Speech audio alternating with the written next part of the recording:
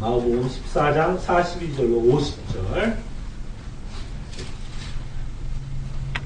하나님의 말씀이 이러합니다. 일어나라, 함께 가자. 보라, 나를 파는 자가 가까이 왔느니라. 예수께서 말씀하실 때 그 12 중에 하나인 유다가 왔는데 제사장들과 서기관들과 장로들에게서 파송된 무리가 검과 몽치를 가지고 그와 함께 하였더라. 예수를 파는 자가 이미 그들과 군원을 짜 이르되 내가 입맞추는 자가 그이니 그를 잡아 단단히 끌어가라 하였는지라.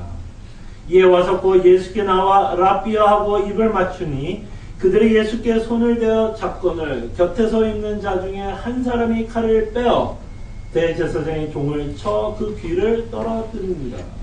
예수께서 무리에게 말씀하여 이르시되 너희가 강도를 잡는 것 같이 검과 뭉치를 가지고 나를 잡으러 왔느냐. 내가 날마다 너희와 함께 성전에 있으면서 가르쳤으되 너희가 나를 잡지 아니하였도다. 그러나 이는 성경을 이루려 함이니라 하시더라. 제자들이 다 예수를 버리고 도망하니라.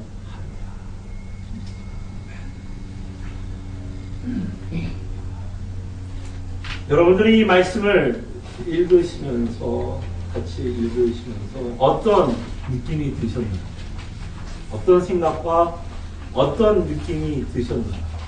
저는 오늘 이 말씀을 읽으면서 참 슬프다라는 느낌이 들었어요. 참 슬프다. 우리를 구원하기 위해 오신 흠이 없으신 하나님.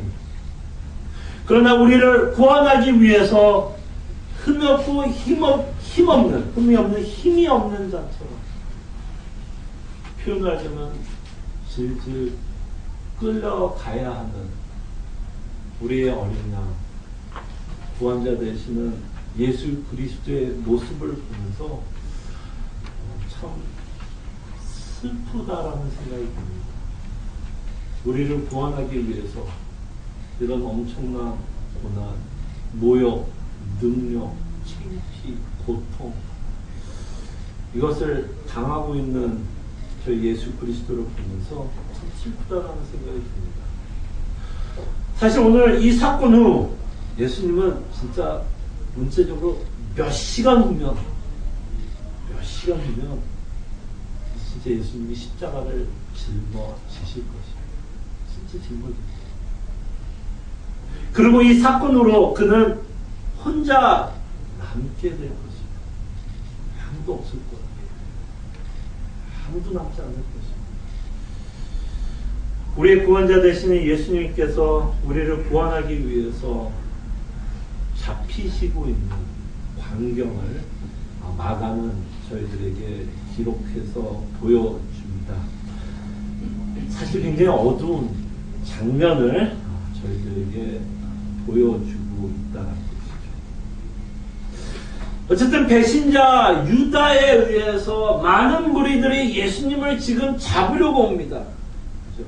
근데 참 흥미로운 것은 예수님을 잡으려고 오는데 한 사람을 잡으려고 오는데 참 많은 사람들이 동원되고 있다는 것이 참 흥미롭습니다.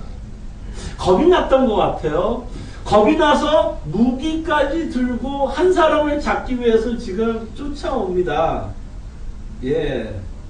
한 사람을 잡기 위해 대제사장 서기관 많은 무리들 검과 뭉치를 들고 예수를 잡으러 옵니다. 제가 생각해도 겁이 날만 할 것 같아요. 겁이 날 것 같아요, 진짜. 예수님이 잡으러 온다 그러면 겁이 날 것 같아요. 왜 겁이 날까요, 여러분? 왜 이들은 겁이 났을까? 생각해 보세요. 예수님은 사실 예사로운 분은 아니었어요. 이들은 보았어요. 예수님은 어떤 권능을 갖고 있고 어떤 기적을 행하고 있는지 어떤 파워를 갖고 있는지 이들은 사실은 목격했던 자들이었어요. 그러니 이런 예수를 잡아야 하기 때문에 이들은 겁이 날 수 있을 거라고 생각이 듭니다. 그는 병도 고쳤어요. 예, 남들이 전혀 손도 못 쓰는 병도 고치셨고 귀신들 쫓아냈고 5,000명을 먹이는 엄청난 권능도 갖고 계셨습니다. 이런 권능을 갖고 계신 사람을 잡으려고 하니까 혹시 예수라는 사람이 저항을 한다면, 그 권능으로 저항을 한다면 아마 이들도 겁이 났을 것이라고 생각합니다. 그래서 아마 많은 사람들을 동원했고 그들이 갖고 있는 많은 무기를 갖고 예수님을 잡으려고 갔던 것 같아요. 근데 이들은 예수님이 어떤 자인지 전혀 사역을 이해하지 못했습니다. 전혀 이해를 못했어요. 예수님이 이 땅에서 자신이 갖고 있는 권세를 가지고 지배하기 위해서 이 땅에 오신 것이 아닙니다. 지배하려고 온 게 아니에요. 예수님이 갖고 있는 권세를 가지고 단지 인간들을 괴롭히게 하기 위해서 오신 분이 아니었습니다. 만약에 진짜 예수님이 인간들을 지배하려고 왔더라면 이들이 정말 아무리 많은 무리를 끌고 오고 그들이 갖고 있는 최신 무기를 갖고 덤빈다고 해도 예수님이 잡히실까요? 그는 말씀으로 이 세상을 창조한 창조주 하나님입니다. 그는 말씀으로 그의 모든 족들을 물리칠 수 있는 정말 전지전능한 하나님입니다. 그는 자신이 갖고 있는 권세를 사용하기 위해서 이 땅에 오신 분이 아닙니다. 그는 철저하게 뭐라고 가르쳤어요? 나는 섬기려고 왔다. 나는 섬기려고 왔다. 내 권세를 남용해서 내가 갖고 있는 파워를 마음대로 사용해서 사람들을 이기기 위해서 굴복시키기 위해서 오신 분이 아니라 내가 너희들을 얼마나 사랑해서 이 땅에 와서 너희들이 갖고 있는 인간들이 갖고 있는 가장 큰 문제인 죄를 해결하기 위해서 나는 십자가를 짊어지기 위해서 이 땅에 온 거지 내가 너희들과 싸우기 위해서 오신 게 아닙니다. 싸우러 오는 게 아니에요. 그러나 이 무리들은 복음을 들을 때 거부 반응을 일으켰고 복음을 들을 때 이 무리들은 예수님이 시비를 거는 거로 오해했습니다. 자신의 죄를 들먹일 때마다 이들은 자신이 자존심이 깎였고 자신의 파워가 깎여나가는 것으로 착각했고 자신들의 인기가 떨어지는 것이 무서웠습니다. 그러나 그는 이들을 구원하기 위해서 왔어요. 전혀 예수님이 무엇을 하려고 왔는지 모르고 그냥 반감만 갖게 되었어요. 여러분들이 전도할 때 이런 거 많이 느끼지 않았어요? 여러분 전도할 때 어때요? 사람들이 그냥 물론 은혜로 말미암아 여러분들이 전도하는 순간 내 믿겠사옵나이다 내가 회개하겠사옵나 그런 분들도 만나겠죠. 근데 대부분 여러분 전도할 때 사람들은 반응이 없어요. 그런 게 있으면 왜 그런 사람이 왜 너는 믿어라 너는 잘 믿어라 나는 내 조언을 믿겠다 그런 사람이 왜 믿어 저항하는 모습을 보면 여러분 그들에게 독을 주려고 전도하는 거야. 독이나 먹어라.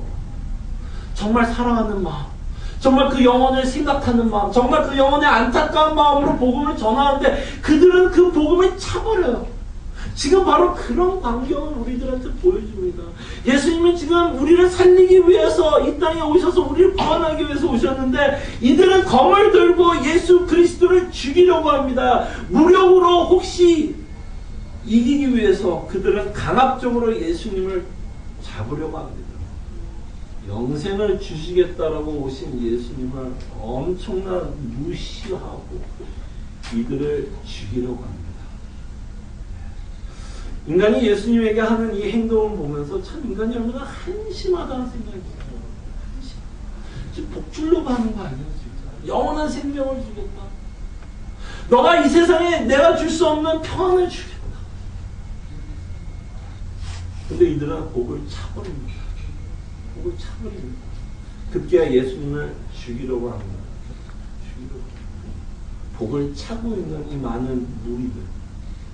근데 사실 저는 이 무리들을 보면서 저는 우리들의 모습도 이 무리 가운데서 찾아볼 수 있지 않을까 생각을 해봅니다. 우리도 예수 그리스도를 믿고 있다라고 고백은 하고 있지만 실질적으로 예수 그리스도께서 주는 복음을 기쁨을 차고 살아가는 사람들이 아닌가 생각이 들어요. 막상 하나님은 예수 그리스도는 우리에게 위로를 주려고 하는데 우리는 예수 그리스도께서 주는 위로를 받고 싶은 마음이 별로 없는 것 같아요. 여러분 솔직하게 한번 생각해 봅시다. 여러분 뭐가 더 위로를 주세요? 솔직하게.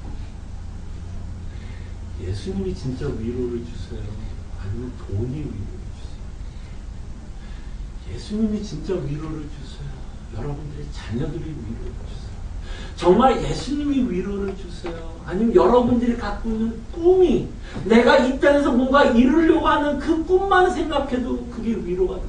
정말 우리는 무엇이 위로가 돼요? 만약에 성경이 맞다면 저희들은 후자의 확률을 넣고 예수님이 위로되기보다는 이 땅의 것이 더 좋을 때가 많다라는 거예요. 한 예를 들자면 예수님은 우리에게 끊임없이 힘을 줄 거라고 해요. 다 내게 수고하고 짐진 자들아 다 내게 오라. 내가 너를 쉬게 하겠다. 우리가 정말 이 땅에 살면서 여러분 갖고 싶은 게 쉼 아니에요? 쉼. I wanna rest. 나 오늘 쉬고 싶다. 그렇잖아. 오늘 일 가고 싶지 않다. 오늘 하루 종일 좀 늦잠 좀 잤으면 좋겠다. 오늘 좀 애 안 보면 안 될까? 오늘 좀 집에서 내가 하고 싶은 것 좀 하면서 살면 안 될까? 이거 정말 여러분과 저의 바람 아니에요? 쉼. 정말 우리는 쉬고 싶어요. 그래서 우리는 쉬지 못하니까 우리는 그 쉼을 몰아서 모두 떠나요. 베케이션. 근데 진짜 재미나는 얘기를 들었는데요. 베케이션을 갔다 오면 또 베케이션을 갔다 와야 된대요. 베케이션 갔다 오면 또 힘들어서 또 베케이션을 가야 된대요. 우리는 너무나 힘을 얻고 싶은데 예수님이 힘을 주겠다라는데 우리는 이 땅의 것으로 힘을 얻고 싶어요. 아까 말했던 돈에 의해서 더 힘을 얻고 싶습니다. 우리는 정말 시큐리티를 원해요. 안정을 원해요. 힘이라고 얘기했을 때 우리는 안정을 요구하고 요동치지 않을 때 우리는 그런 힘을 얻고 싶어요. 우리 인생에 요동치지 않아요. 그랬을 때 우리의 힘이 우리는 예수님보다는 우리가 갖고 있는 어떤 돈에 의해서 힘을 얻기를 돈에 의해서 힘을 얻기를 원하는 거예요. 상징적인 거 여러분들 다 그렇다는 얘기는 아닙니다만 상징적인 의미에서 이 세상의 것에 힘을 얻기를 원해요. 근데 한번 여러분에게 제가 좀 물어볼게요. 여러분 중에서는 아마 이 세상의 것을 좀 가져보신 분들도 있을 거라고 생각해요. 가져보신 분. 우리 중에는 가져봤지만 또 잃어버린 분들도 있겠지만 가져보신 분들 없으세요, 여러분? 아마 가져보신 분들은 그때는 기뻤을 거예요. 기뻤을 거예요. 뭔가 성취했다. 나도 이만큼 산다. 뭐 내 친구들하고 비교해도 뭐 그렇게 꿀리지 않아. 나도 이 정도는 있다. 근데 참 이상하게요. 그 기쁨이 오래 못 가요. 이제 그 기쁨을 뭐 해야 되냐? 우리는 이제 유지하고 싶어요. 그 기쁨을. 이제 그 유지하기 위해서 이제 뭐 해야 돼요? 그걸 유지하기 위해서 우리는 또 잃어버릴 걸 생각하니까 그 유지하기 위해서 또 투자를 하기 시작해요. 이것저것 투자. 그럼 이제 몸이 더 괴로워져요. 돈을 더 벌어야 되니까 어떻게 괴로워져요. 우리가 욕심이 생깁니다. 요만큼을 벌면 또 요만큼 세상에서 또 다른 세상이 보인다 그래요. 못 보던 세상. 야, 내가 요만큼을 갖고 있으면 또 다른 세상. 내가 욕심을 부리시면 또 다른 세상이 보인다 그래요. 전 잘 모르겠어요. 혹시 여러분 중에는 아마 그런 경험 하신 분도 있을 거예요. 그러면 뭐야 또 우리 마음. 그걸 갖고 싶은 거예요. 또 다른 세상. 와, 저거 뭔지 모르지만 저거. 그러면 또 갖고 싶죠. 그럼 또 열심히 일하게 돼요. 그럼 또 그걸 가져요. 그럼 또 이제 뭐 해야 돼요? 잃어버리고 싶지 않죠. 그러니까 뭐 해야 돼요? 또 유지하게 돼요. 그게 악순환인 것 같아요, 우리 인생은. 그게 악순환이에요. 그러다 보면, 죄송합니다. 제가 이런 단어를 써서 여러분 폄하하려고 그러는 게 아니라, 우리 폄하하려는 게 아니라, 그것에 우리가 노예가 되고 있는 모습. 그것에 의해서 내 기쁨, 내 행복이 우지되고 있는 우리의 모습이 그거에 보면 나에게 기쁨을 줬던 그것이 나는 그것에 또 노예가 되어 힘이 없어서 불편, 있으면 있어서 불편, 없으면 없어서 불편. 근데 예수님은 우리에게 힘을 준다는 게 뭐예요? 힘이 딴 게 아니에요. 우리가 꿈꾸는 이 세상의 모든 것이 영원하지 않다라는 거예요. 그리고 그 기쁨도 영원하지 않다라는 거예요. 순간의 찰나라는 거예요. 아침 이슬과 같다. 너가 갖고 있는 기쁨들 어차피 다 없어질 거야. 목매지 말라는 거야, 거기에. 목매지 말라는 거야. 그리고 내가 주려고 하는 게 영원한 거야. 영원한 생명, 하나님의 나라. 그것이 가장 가치 있다라는 것을 말씀하면서 우리가 이 세상에 노예가 될 수 있는 그것에 우리에게 뭘 허락하시면 자유함을 허락하는 거야. 없어도 괜찮다라는 자유함을 하나님께서 허락하시는 거예요. 그게 뭐예요? 그게 쉼이에요, 쉼. 무조건 없는 게 쉼이 아니라 내가 그렇게 노예 삼았던 그 일에 대해서 이제는 뭐예요? 자유함이 생기는 거예요. 있어도 좋고 없어도 좋고 자유함이 생기는 거예요. 그리고 이제는 우리의 기쁨이 이 세상의 것으로 기쁨을 삼고 이 세상의 것으로 쉼을 얻는 게 아니라 하나님이 주시는 예수 그리스도 안에 있는 복음이 우리한테 뭐가 돼요? 기쁨이 돼요. 그래서 쉼을 얻는 거예요. 그래서 쉼을 얻는 거예요. 왜? 복음이 기쁘니까 다른 게 좀 없어도 괜찮다라는 고백이 나온다는 것입니다. 우리도 이런 무리들처럼 예수 그리스도의 복을 차고 있지만 믿고 있지만 정말 예수 그리스도가 우리에게 위로를 주려고 애를 쓰고 있지만 우리도 알게 모르게 그 복을, 그 위로를 차고 있지 않는가 라는 생각을 해야 합니다. 근데 여기서 더 슬픈 일이 벌어지는데요. 배신자 유다가 등장을 합니다. 배신자 유다가 등장을 하는데요. 이 당시엔 플래시라이트가 없었어요. 이 당시엔 뭘 들고 찾아갔을까요? 횃불을 들고 찾아갔겠죠. 그럼 횃불을 들고 가니까 이렇게 횃불을 갖다 대면 사람들이 분간이 될까요? 안 될까요? 누가 누군지 잘 모를 수가 있어요. 그래서 이제 유다가 뭘 하게 되냐면 종교 지도자들과 이제 짜요. 뭘 짜서 사인을 주고받습니다. 누가 누군지 잘 구별이 안 되니까 이제 유다가 뭐가 이제 사인이 되냐면 입 맞추는 게 이제 사인이 되는 거예요. 입 맞추는 거. 내가 입 맞추는 그 사람이 누구라는 얘기예요? 예수님이라는 거예요. 예수님. 그래서 예수님이 6월절을 맞이해서 마지막으로 제자들과 함께 식사를 하고 있는 와중에 예수님은 자신을 부인할 자를 부인해야 돼. 배신할 자를 미리 알았어요. 그죠? 알았죠? 그리고 이 배신할 자는 나갔어요. 이제 자기 계획대로 나갔어요. 그때 예수님 마지막 6월절을 하시고 밥을 먹이시고 그 다음에 예수님 뭐예요? 겟세마네 동산에서 땀이 피가 되도록 괴롭게 기도하고 있을 때 유다는 뭐 한 거예요? 종교 지도자들 찾아서 야 내가 이제 예수 넘겨줄게. 그러면서 이제 흥정을 하는 거죠. 그러면서 이제 돈 받았죠. 그리고 어두우니까 혹시 네가 못 알아볼 수 있으니까 내가 입 맞추는 그 사람이 예수니까 그 사람 잡으라. 그래서 이제 다 짠 거예요 지금. 다 짜고 이제 그날 이제 예수님이 이제 기도가 끝나고 예수님이 그 말 하는 거예요. 돌아. 나를 잡으러 오는 사람들이 옵니다. 근데 여기서 이제 그 사인이 참 아이러니한 거예요. 참 이 사인이 참 재밌어요. 이 사인이 뭐였어요? 입맞춤이었다는 게 참 특이합니다. 입맞춤.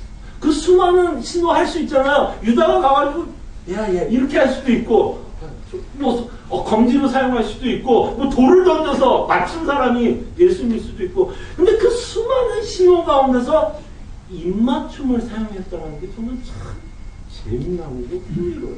여러분 입맞춤하면 뭘 상징해요? 여러분 입맞춤 어떤 사람과 사람이 입맞춤을 맞추면 그 입맞춤이 뭘 상징하나요? 어떤 그들의 관계를 설정하는 거 아니에요? 뭐예요? 입맞추면 그들이 굉장히 친밀하고 가깝고 살갑고 정말 친밀한 관계를 표할 때 입맞추잖아요. 물론 한국 사람들은 입맞추는 게 어색합니다. 아무리 교인들 뭐 친해도 입맞추면 와우 이건 정말 어색해요. 그렇지만 어떤 풍습에서는 입맞추는 게 굉장히 자연스러운 풍습이 있어요. 미국 사람들도 입맞추는 게 그렇게 부자연스럽지는 않은 것 같아요. 그렇다고 부자연스럽지 않다고 해서 이 사람들이 아무나 입맞추나요? 그냥 지나가는 사람 잠깐 밀어봐.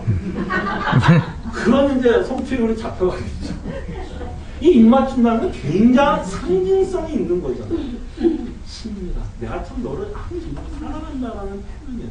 근데 지금 유다는 뭐 한 거예요? 내가 입맞추는 그 사람이 예수님이라는 뭘로 사용이 되냐면 어떤 친밀한 관계를 상징하고 있는 입맞춤이 뭐예요? 배신을 상징하는 신호로 사용되고 있다는 것이 또 이 유다가 배신하고 있는 모습을 보면서 저희들에게 좀 흥미로운 내용을 던져줍니다. 사실 유다가 이렇게 하는 행동을 통해서 저는 좀 큰 찔림을 받았습니다. 유다가 했던 건 뭐예요? 형식은 있었죠. 엄마 입맞춤이라는 형식, 어떤 상징적인 의미의 친밀한 형식은 있을지 몰라도 유다의 마음은 완전히 딴 데 있었죠. 그러니까 형식과 마음이 따로 놀고 있는 모습을 본다라는 거예요. 그랬을 때 이 유다가 하고 있는 입맞춤과 그의 마음이 다르게 놀고 있는 모습을 보면서 저한테도 큰 찔림이 있고 아마 우리에게도 큰 찔림이 있다고 생각이 듭니다. 우리가 믿음 생활을 하다 보면 우리가 이제 오래 어떤 삶을 살다 보면 어떤 습관이 들면 형식이 먼저 앞설 때가 많은 것 같아요. 거기에 어떤 일에 익숙하면 형식에 앞서고 그 다음에 교회 생활에 우리가 익숙할 때가 있는 것 같아요. 자, 신앙생활과 교회 생활은 좀 달라. 제가 좀 구분해서 얘기합니다. 우리가 어쨌든 교회 생활에 익숙할 때가 있어요. 그 말은 무슨 말이냐면 우리가 형식에 익숙할 때가 있고 형식만 있고 우리의 마음을 따라가지 않고 있을 때가 있는 것 같다는 거죠. 우리가 매주마다 주일날 예배를 드리고 있지만 우리가 주일날 예배 드리는 거 여러분 한번 생각해보세요. 여러분 중에 한 30년 동안 30년 동안 신앙생활을 했으면 1년에 52주가 있다고 치고 그죠? 1년에 여러분들이 한 번도 빠지지 않고 개근을 해서 주일날 예배를 드려서 몇 번을 예배를 했을까요? 엄청난 계산이 안 되는데 꽤 많은 어쨌든 숫자인데 그렇게 하다 보면 인간이 뭐에 젖을 수 있냐면 습관에 젖어들 수가 있어요. 매주 하기 때문에 그죠? 매주 하기 때문에 의뢰 주일날 10시 반 되면 시동을 켜고 올 수 있다는 얘기입니다. 그랬을 때 우리가 이런 유다의 모습을 보면서 우리도 한번 점검해 볼 수 있다고 생각을 해봅니다. 저희들이 예배를 할 때 어떤 마음으로 이곳에 오고 있는지 어떤 습관에 의해서 매주 하긴 해야 될 것 같은 마음에서 오는지 아니면 정말 예수 그리스도의 은혜와 주님께서 베푸르신 그 사랑 때문에 저희들이 이곳에 오고 있는지 어떤 기대감을 갖고 이곳에 오고 있는지 아니면 형식적으로 오고 있는지 여러분에게 스스로 한번 물어볼 수 있다라고 생각이 듭니다. 기대감. 여러분 기대감 아시죠? 기대한다는 느낌.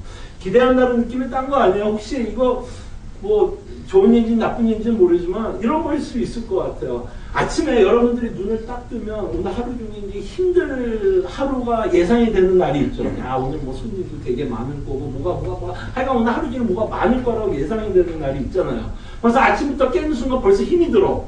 벌써 오늘 하루 종일. 근데 뭔가 저녁에 있을 무엇 때문에 그나마 그 저녁이 기대되는 날이 있죠. 뭐 하다못해 그게 드라마가 될 수도 있어요. 여러분 중에 뭐 드라마를 안 보면은 괜찮지만 어쨌든 드라마가 될 수 있어요. 그 드라마가 기대되는 거예요. 오늘 하루가 힘들지만 야 저녁에 볼 때 드라마를 생각하니까 그것도 기대가 되는 거예요. 야 빨리 저녁 되면 그 재미난 거 볼 수 있겠네. 그 기대감이 뭔지를 알잖아요, 여러분. 그 기대감이 우리가 예배를 매주 올 때마다 우리가 잃지 말아야 될 기대감이라고 생각해요. 그 기다려지는 마음. 정말 예수 그리스도께서 은혜를 베풀었던 그 은혜 때문에 야 주일이 기다려진다. 정말 사랑하는 하나님의 가족들과 함께 예배한다라는 그 자체가 기다려져야 되지 않나라는 생각을 해요. 그래서 우리는 오랫동안 어떤 습관적인 행동을 하게 되면 그 습관과 형식만 남을 때가 있는 것 같아서 정말 우리가 담고 있는 그 형식과 우리의 마음이 함께 갈 수 있도록 우리들이 상당히 노력해야 되는 부분이라 생각을 해요.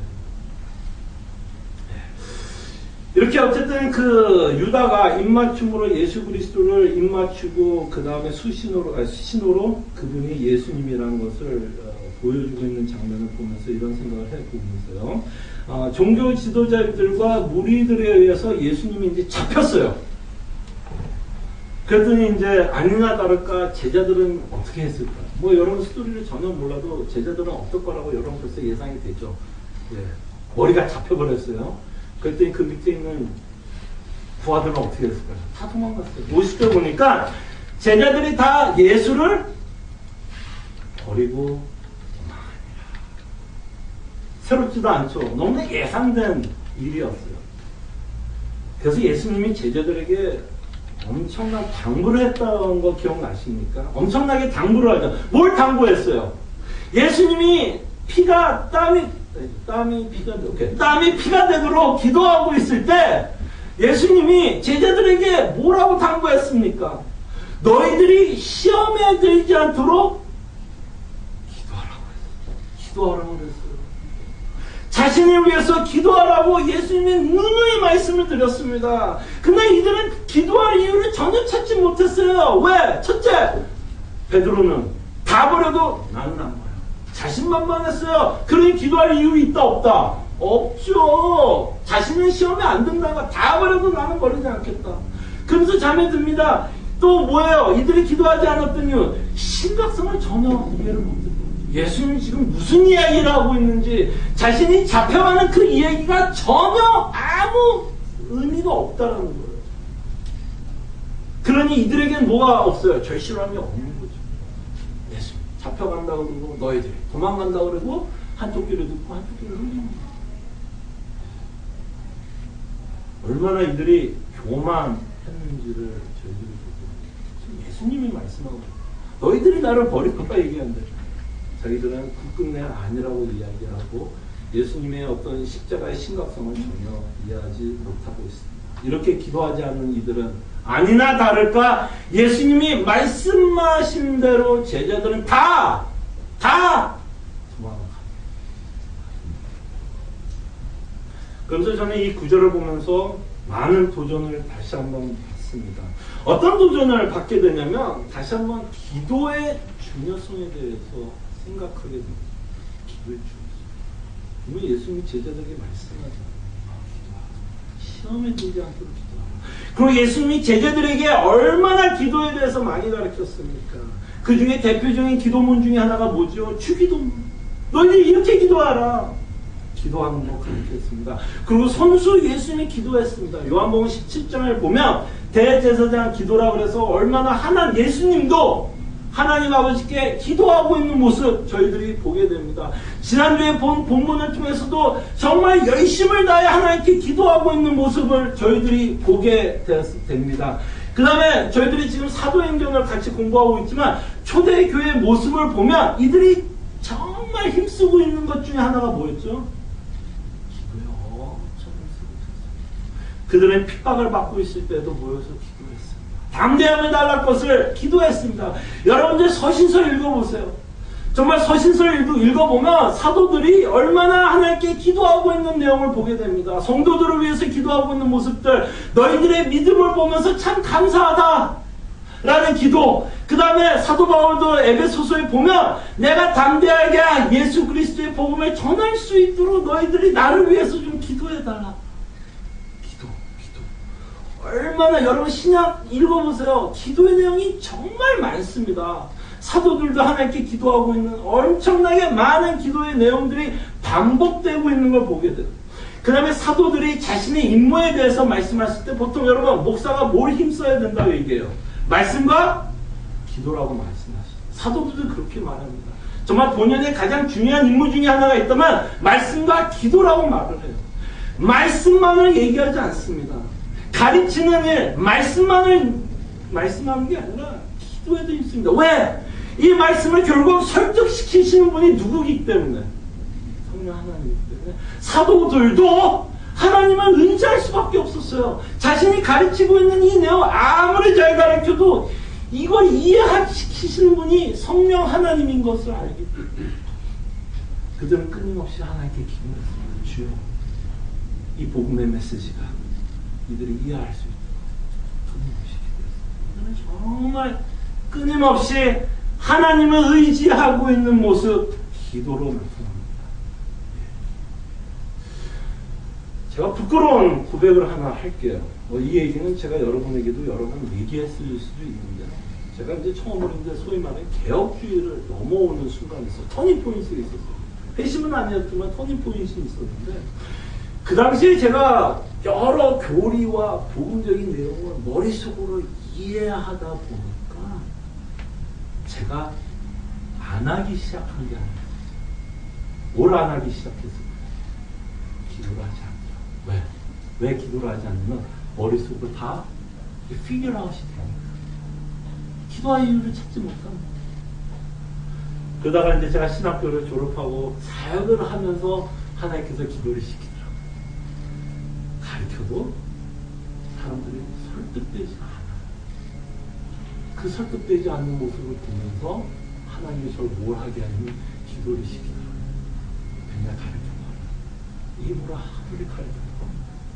그 사람 마음이 그렇게 설득이 쉽게 되더라고요. 그래서 기도한다는 것이 우리로 하여금 무엇의 표현이냐면 겸손의 표현이에요. 내가 갖고 있는 말씀을 의지하는 것도 아니에요. 사실. 정말 우리가 느끼는 예수 그리스도를 의지하는 것이 참 중요하다는 것을 저희 사역을 통해서도 참 하나님이 많이 가르쳐 주셨습니다. 성경이 굉장히 중요해요. 저희 교회처럼 저처럼 말씀을 강조하는 교회일수록 더더욱 우리는 기도에 힘을 써야 돼요. 자칫 내가 무슨 말씀을 안다는 것 때문에 우리 자신이 교만해질 수 있기 때문에 저희들은 기도에 힘을 써야 돼요. 근데 기도하면 여러분 실질적으로 기도해보면 기도가 쉬운 게 아니에요. 여러분 쉬운 게 아니에요. 그래서 어떤 신학자는 기도를 뭐라고 표현하면 노동이라고 표현했어요. 노동. 그만큼 힘들다는 거예요. 여러분 어느 날은 이제 마음 먹고 이제 기도하려고 딱 앉았어요. 오늘은 정말 기도해야지. 성경책도 딱 폈어요. 그래서 기도를 하려고 그러는데 막상 성경책도 피고 기도하려고 그러는데 기도하려고 그러면 뭘 위해서 기도해야 되나. 또 막히죠. 뭘 놓고 기도해야 되나. 그래 그럼 이런 거 놓고 기도해야겠다. 그래서 열심히 기도했습니다. 그리고 열심히 기도하고 시계 딱 보니까 2분 지났습니다. 2분 딱 지나고 나니까 그때부터는 뭘 놓고 기도해야 될지 모르는 거예요. 인지하고 뭐 이 성경 말씀 저 성경 말씀 막 보다가 이제 전화 한 통화 오면 잘 됐다. 전화하다가 그날 이제 기도할 때. 그러니까 사실 뭐 여러분 표만 뭐 놀리려고 하고 그런 거 아니에요. 기도가 쉬운 게 아니에요 사실. 그러니까 어떤 분이 노동이라고 표현하는 거 쉬운 거 아니에요. 그러나 성경은 분명히 우리가 기도할 것을 말씀하고 있습니다. 그래서 좀 좋은 토픽인 것 같아요. 지금 예수 그리스도가 그 제자들에게 기도하라는 내용들도 있는 것 봐서 저희가 다음 주에 이제 수양회를 가게 될 텐데요. 저희와 함께 수양회를 가신 분들, 그 다음에 다음 주에 저희가 설교를 통해서 먼저 기도에 대해서 좀 설교를 할 겁니다. 실질적으로 함께 기도에 대해서 좀 설교를 하고, 그 다음에 수양회 가서는 좀 하나 모임을 가지고 실질적으로 저희들이 기도에 대해서 한번 같이 나누고, 그 다음에 기도의 가장 중요한 거는 테크닉을 배우는 게 중요한 게 아니에요. 기도가 이것이다가 중요한 게 아니라 기도는 하는 게 중요한 거예요. 하는 게 대해서가 중요한 게 아니라 하는 게 중요해요. 그래서 우리가 실질적으로 수양에 있어서 물론 대해서도 배우고 같이 나눌 시간도 있겠지만 정말 하나님께 함께 좀 기도하는 시간을 좀 가지고 정말 기도가 왜 은혜의 수단이 되고 정말 기도를 통해서 하나님의 은혜를 맛보게 되는 일을 저희들이 수양회를 통해서 함께 그 맛을 기도의 즐거움을 좀 맛보는 귀한 시간이 되었습니다.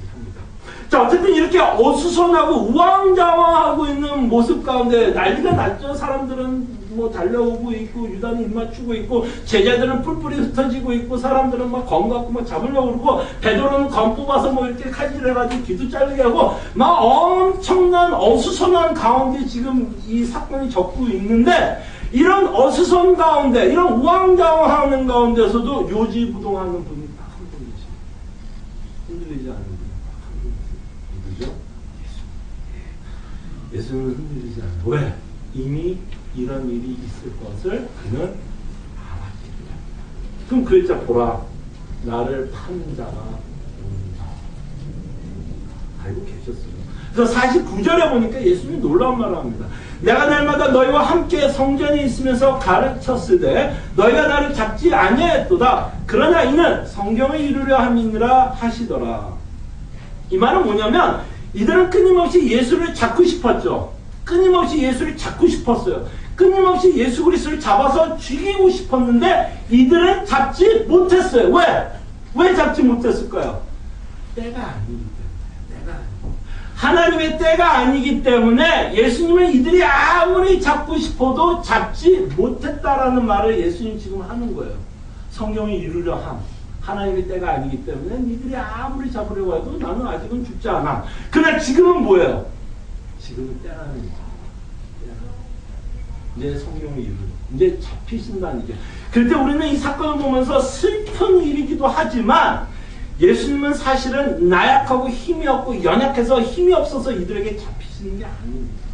범죄자로도 잡히시는 게 아니에요. 예수님은 지금 뭐 하시는 걸까요? 잡혀 주는 거예요. 지금 잡혀 주는 거야. 왜? 십자가를 짊어져요. 잡히지 않고 십자가를 짊어질 방법이 없잖아요. 그래서 예수님은 지금 잡혀주는 것입니다. 예수님 힘이 없어 잡히는 게 아니라 드디어 자신이 십자가를 짊어질 시간이 되었기 때문에 잡혀서 갑니다. 성경을 이루기 위해 이제는 잡힐 시간이 되었다는 것. 하나님이 계획했던 그때가 되었기에 그는 잡혀가고 그가 하나님의 계획 아래서 이 모든 일이 순차적으로 이루어지고 있기 때문에 요지부동하지 않으며 자신의 길을 걷고 있는 것을 보게 됩니다. 자, 여러분에게 누차 말씀한 것처럼 예수님의 삶에는 우연이 없습니다. 예수님의 삶에 우연이 없는 것처럼 우리의 삶 속에서도 우연은 없습니다. 모든 것이 하나님의 섭리 가운데서 하나님의 계획하신 거에 허락하고 있다는 것입니다. 이거 믿기 되게 힘든 교회예요. 여러분들이 하나님이 전지전능하다고 고백은 하지만 여러분들의 실질적인 상황 가운데서 하나님이 모든 일이 섭리 가운데서 허락하고 있다는 것을 받아들이는 게 쉬운 건 아니에요. 왜? 여러분들이 실질적인 고난 가운데서 이 고난을 하나님께서 허락했다라고 우리가 생각하기가 쉽지 않기 때문이에요. 근데 우리가 닥치고 있는 수많은 일들, 여러분들이 지금 눈물 흘리고 있는 그 모든 일들이 정말 여러분들이 전지전능한 하나님의 주권자라고 믿고 있다면 죄송하지만 우연은 없습니다. 우연이 있을 수가 없어요. 여러분이 전지전능한 하나님을 믿는 순간 여러분의 삶에 우연이 있다면 하나님이 전지전능한 하나님이 아니게 됩니다. 여러분들이 전지전능한 하나님을 믿는 이상 여러분의 삶엔 우연이 없다라는 것을 고백하셔야 돼요.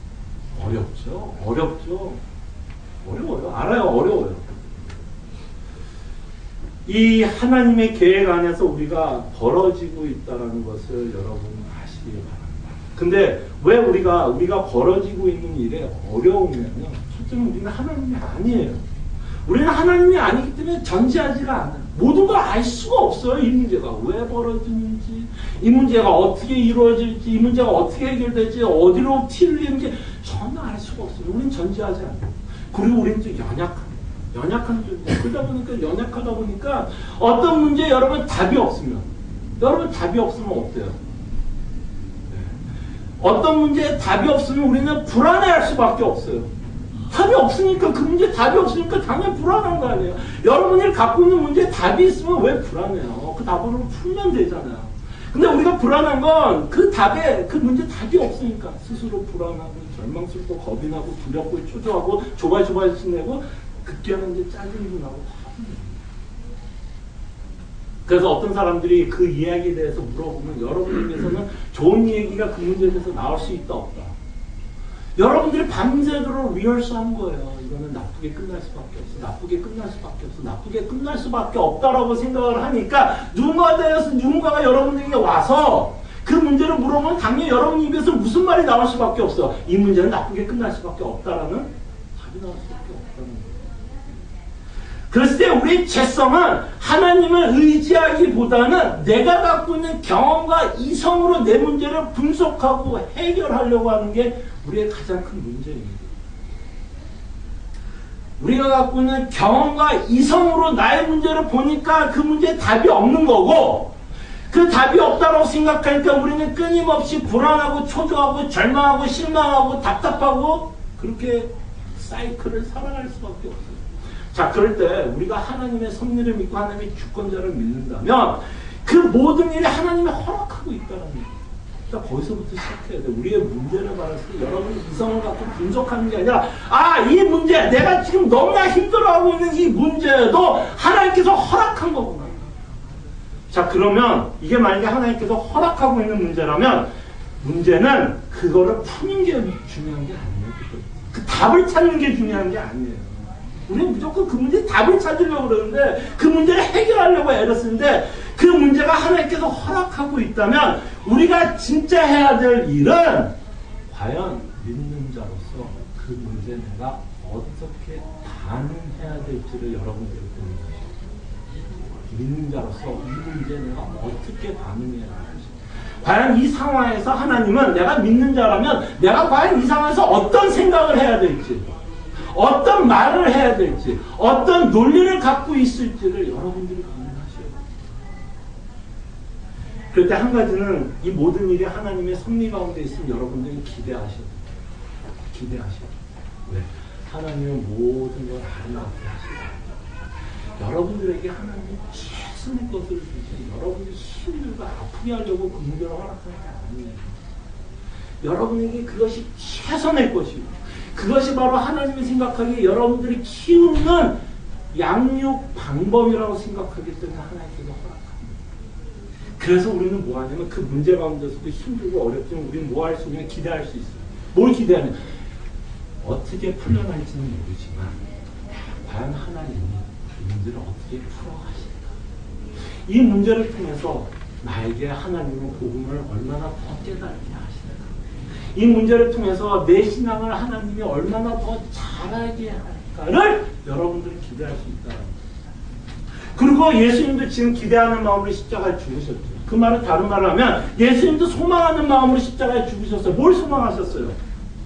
그도 부활할 것을, 그도 부활할 것을 믿고 소망하고 기대하기 때문에 지금 뭐 하시는 거예요? 십자가를 짊어지고 간다라는 거예요.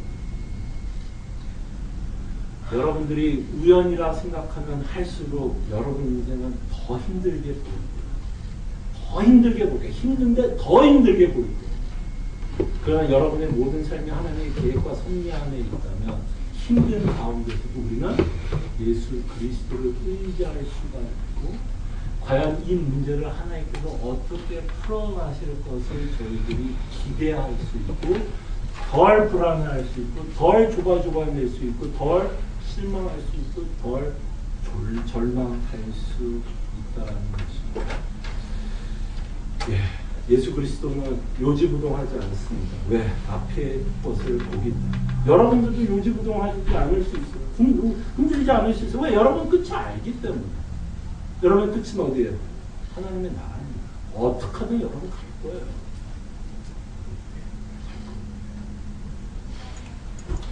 오늘 본문 자체가 좀 어둡다 보니 아마 설교 내용도 좀 어두울 수도 있고 좀 적용도 무거울 수 있다라고 생각이 듭니다. 그러나 예수 그리스도께서 잡히는 모습을 통해서 우리의 모습들을 좀 점검해 볼 수 있다고 생각합니다. 우리의 모습을 이 잡히고 있는 이 무리들 가운데 우리의 모습을 저희들은 좀 볼 수 있다라고 생각이 듭니다. 이 말씀을 통해서 다시 한번 우리를 좀 점검하고 다시 한번 회개하고 참으로 하나님의 원하는 삶을 살아갈 수 있도록 우리가 함께 기도했으면 합니다. 함께 기도하죠. 제가 설교를 말씀을 통해서 말씀한 것처럼 우리가 어떤 습성, 어떤 습관에 익숙하게 되면 형식적인 면이 더 남을 때가 있습니다. 우리의 마음이 형식과 다르게 움직이고 있는 것을 보게 되는데 우리 형식과 우리의 마음이 함께 갈 수 있도록 우리가 함께 기도했으면 좋겠고요. 두 번째는 말씀한 것처럼 하나님이 우리 삶의 계획 가운데 있다는 것, 그래서 섭리 가운데 있다는 것. 그래서 정말 우리가 하나님의 섭리 가운데 있기에 정말 이것이 우리에게 참 위로가 될 수 있도록 함께 기도했으면 좋겠습니다. 함께 기도하죠.